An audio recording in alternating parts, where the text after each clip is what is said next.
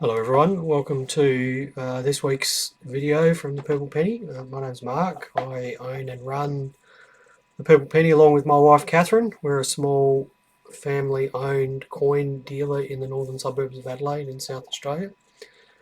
We've been doing these videos for a while now, 2.5 years or so, but the shop itself has been open for 4 years this May.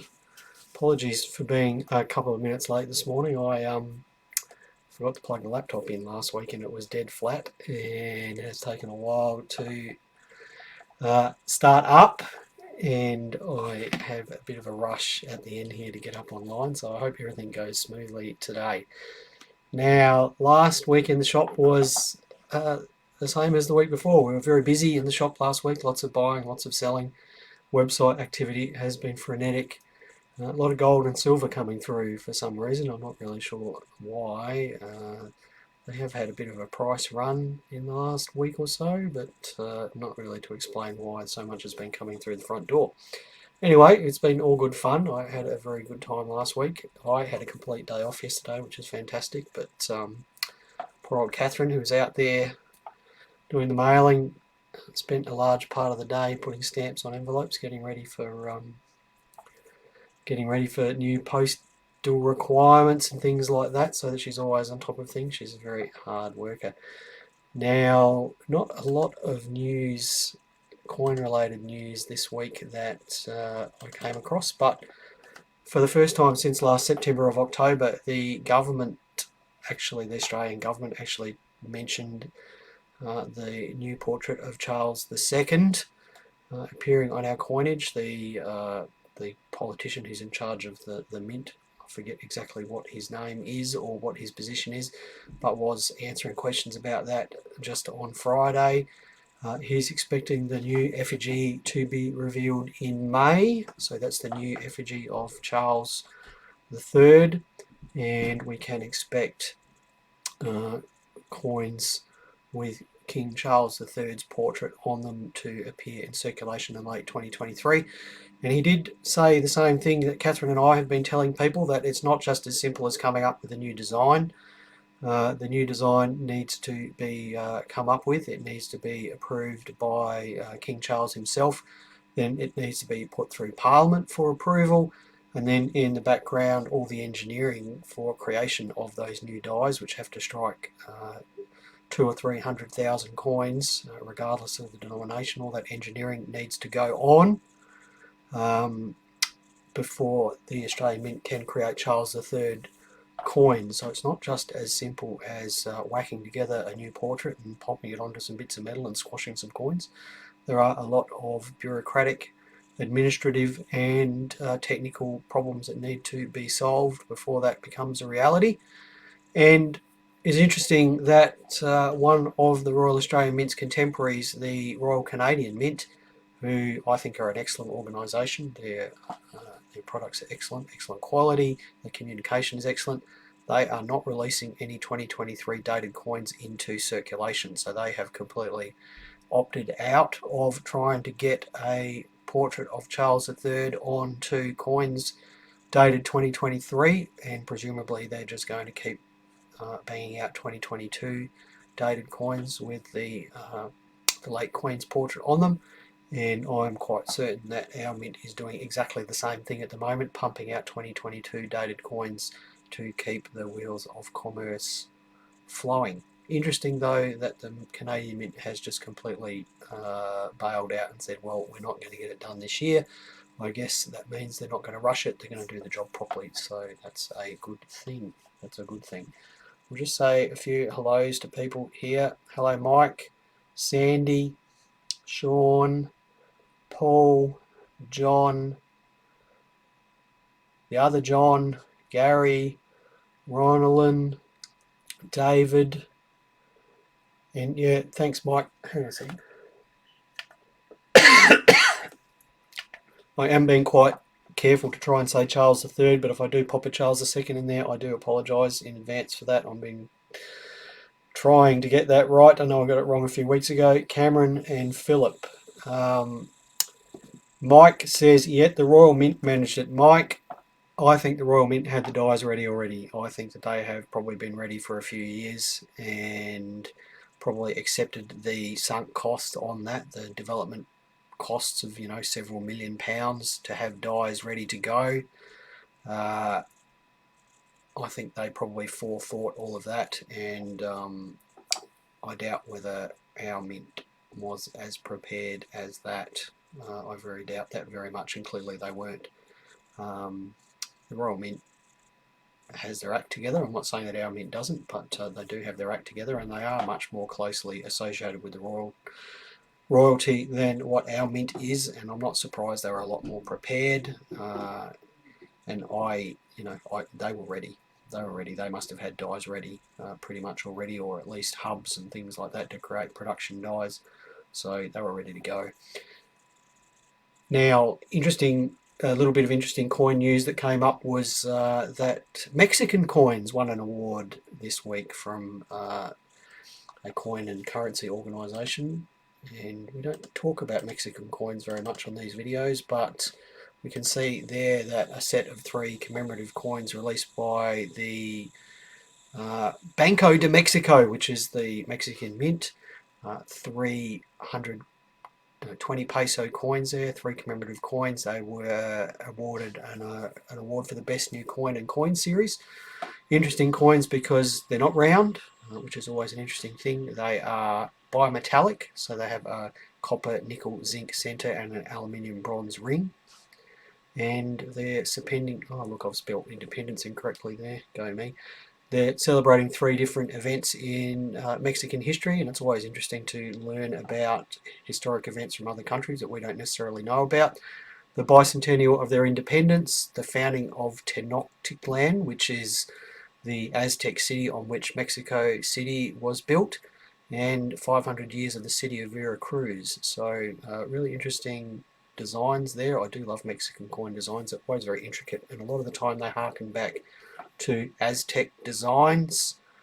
And I guess if you're looking for interesting world coins to look out for, they are ones to look out for. There are silver versions of those made specifically for the collector market.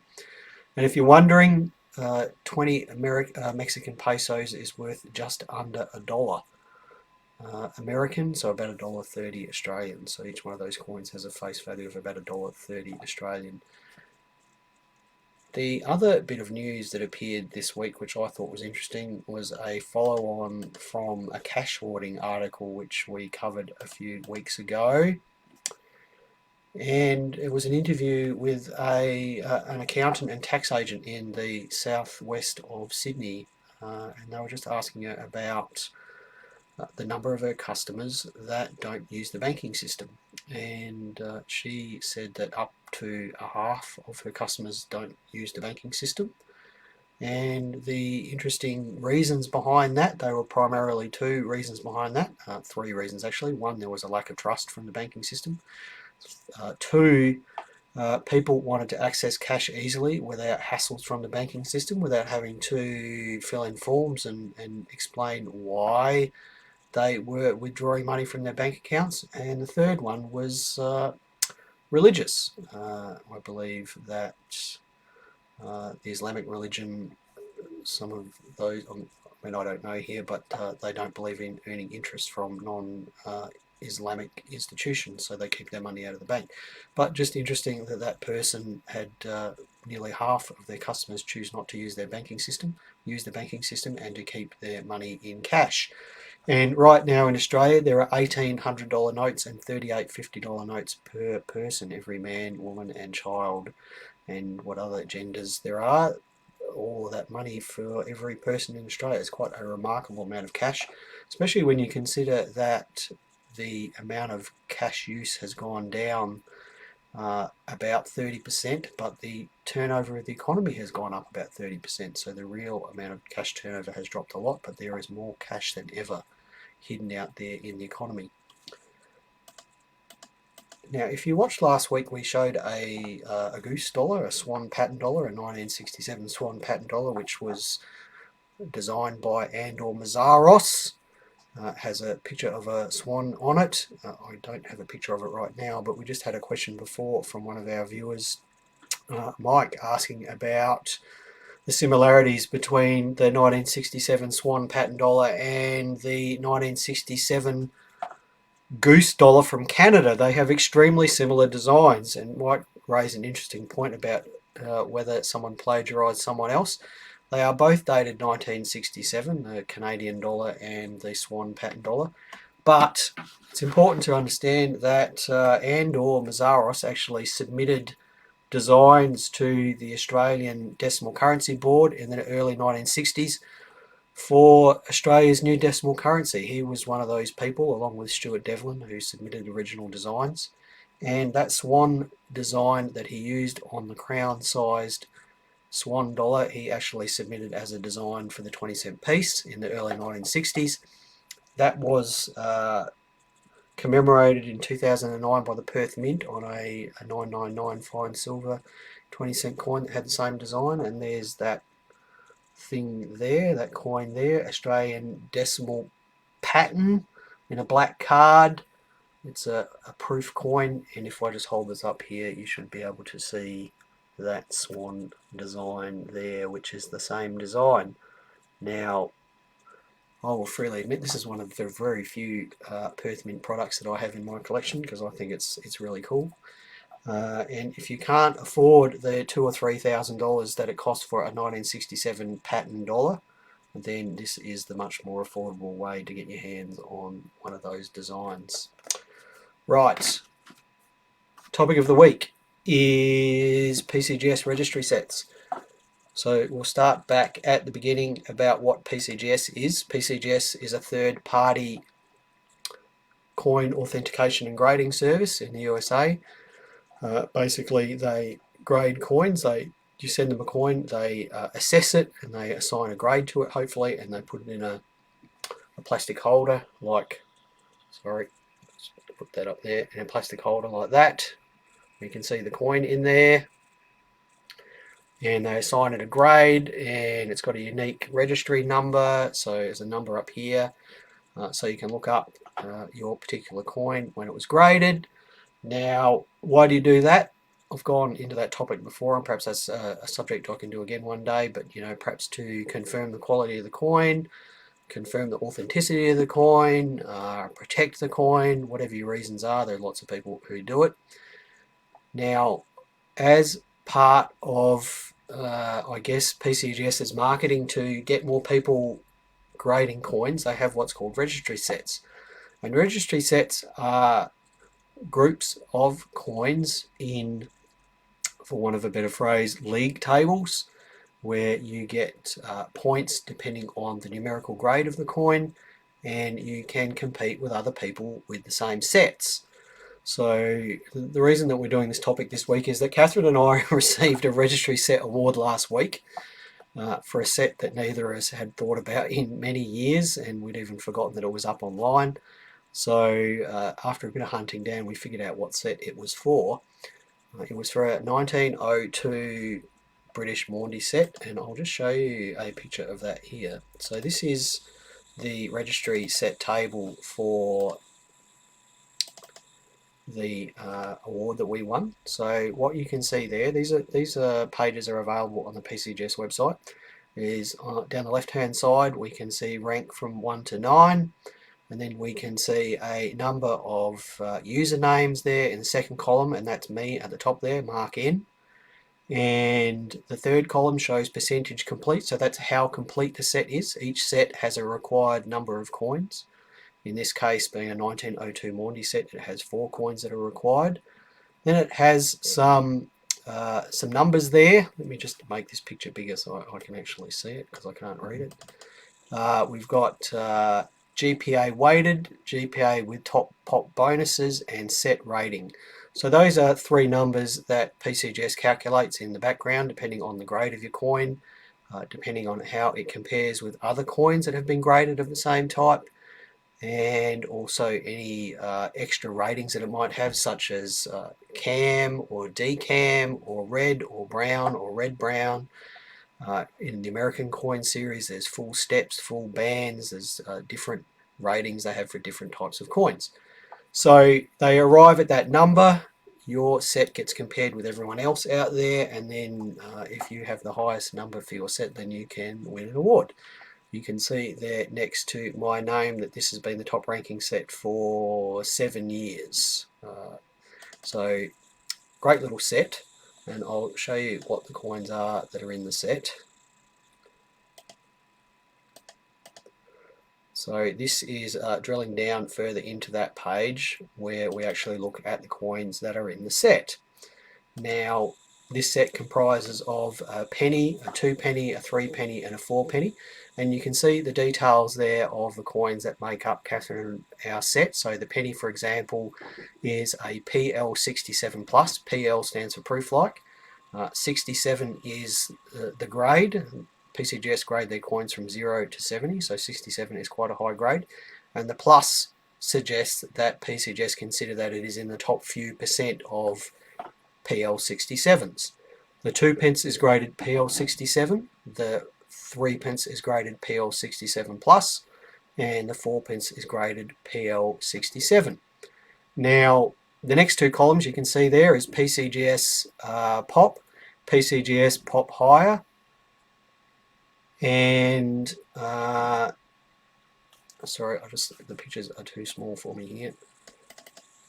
Anyway, basically that's giving you some indication of how your coin compares to everyone else's coin there. So if we look at the 3 pence, the 3D Maundy, for example, it's saying that our coin, that PL67 plus, is the single highest graded coin. There are no other coins graded higher than that coin. There are no other coins graded at the same level as that coin. Compare that to the 2 pence there, which is PL67. You can see that there are no other coins graded higher than that coin, but there are 7 other coins with the same grade. So the 3 pence there is what's known as the single finest, or the top pop coin. The 2 pence is known as equal finest or equal top pop. So they're important terms that you need to remember for later. The 1 penny and 2 penny both have one coin graded high. The 1 penny and 4 penny, sorry, both have one coin graded higher than them. So they are not top pop coins. Now, that's a set composition for the Maundy set. And then we can actually see this little sheet, this little page here, which defines the composition of that particular set. So you can see there it comprises 4 coins.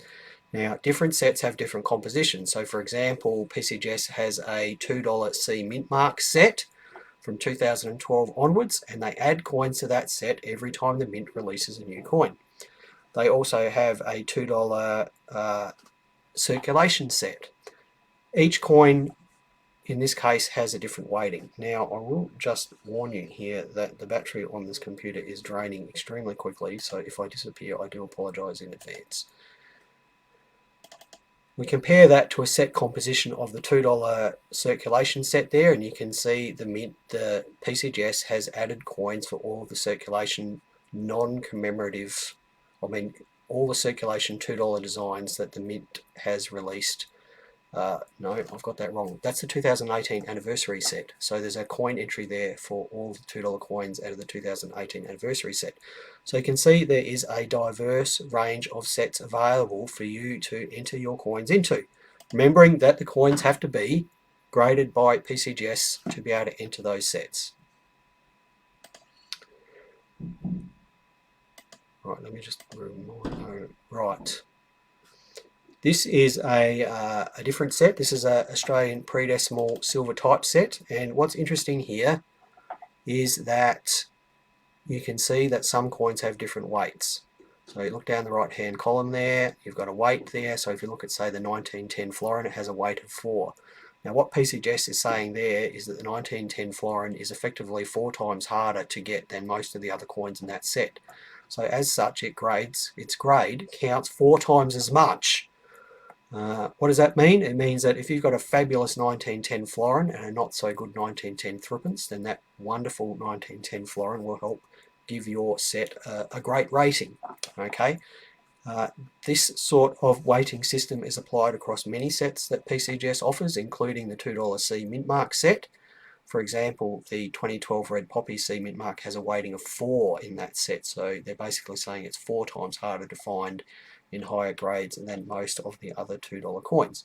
Now let's have a look at how the scores are achieved. So the base score is the grade of the coin. So this is an MS67 into World War II coin. You can see the number there.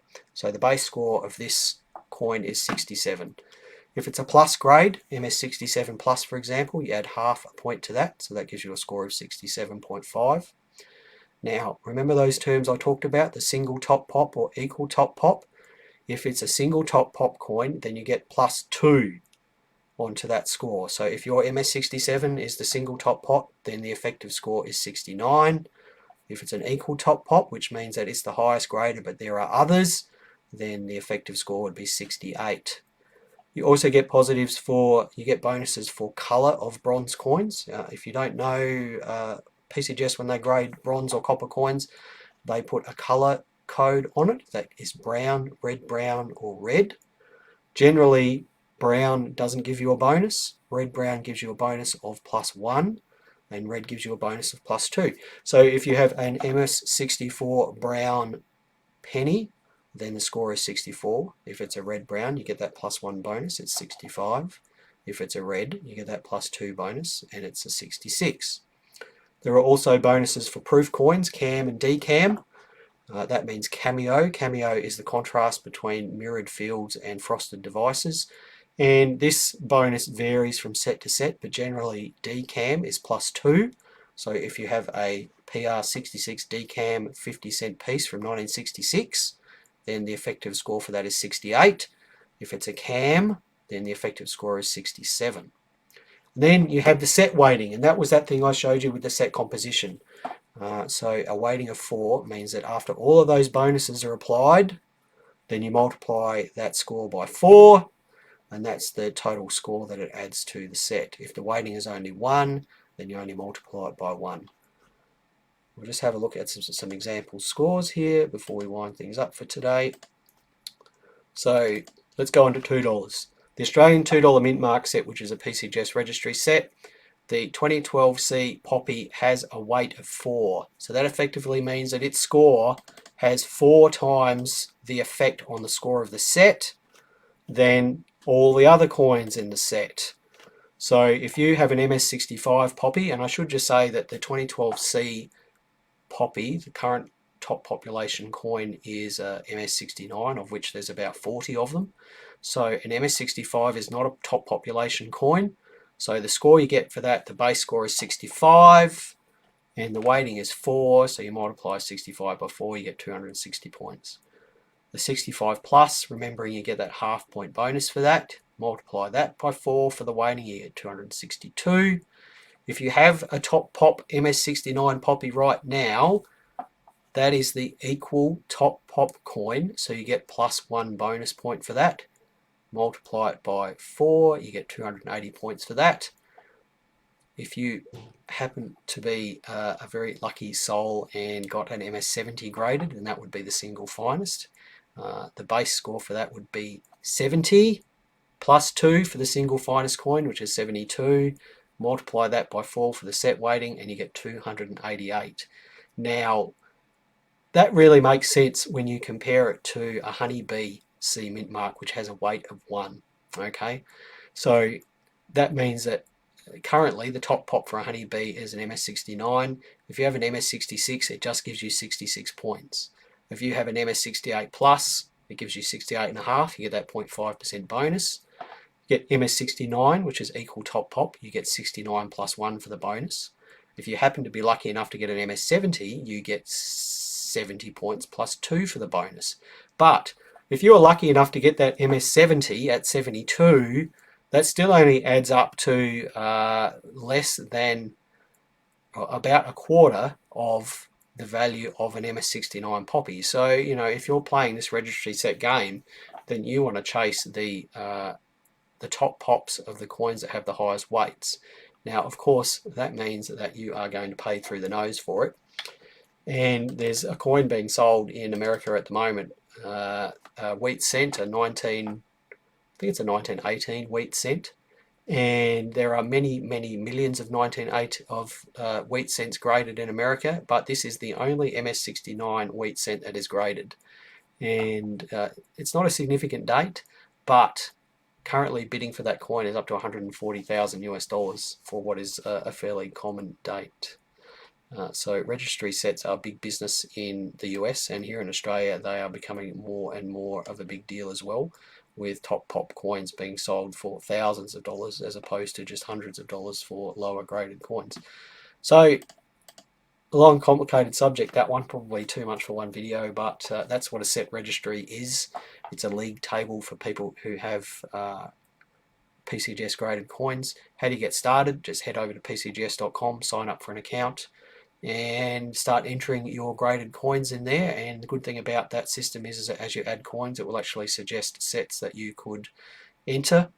And then it's quite a nice way of driving you to try and finish off your collection to complete a set. It prompts you about what coins you need next, how complete you are. You can put in different grades and model how your set will score and see how you compete with other people and so on and so forth. So quite a fun little thing to do.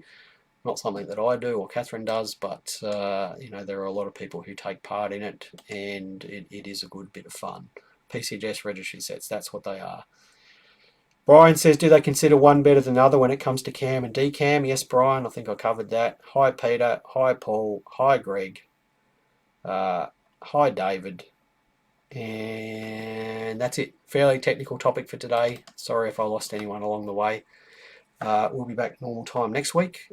Next week is the 23rd. I will just say that because our packaging fairy is having a few days off from this Friday, there will be some slight delays in shipping from this Friday until the following Tuesday, because our packaging fairy is having a few days off. So please do accept our apologies for that. Things will be mailed out very promptly after that time, but just please take that in mind if you're placing orders on our website from this Friday. That's it for now. Bye everyone, thanks for watching. Sorry if I stunned everyone into silence today. Happy collecting, and we'll see you next week. Bye for now.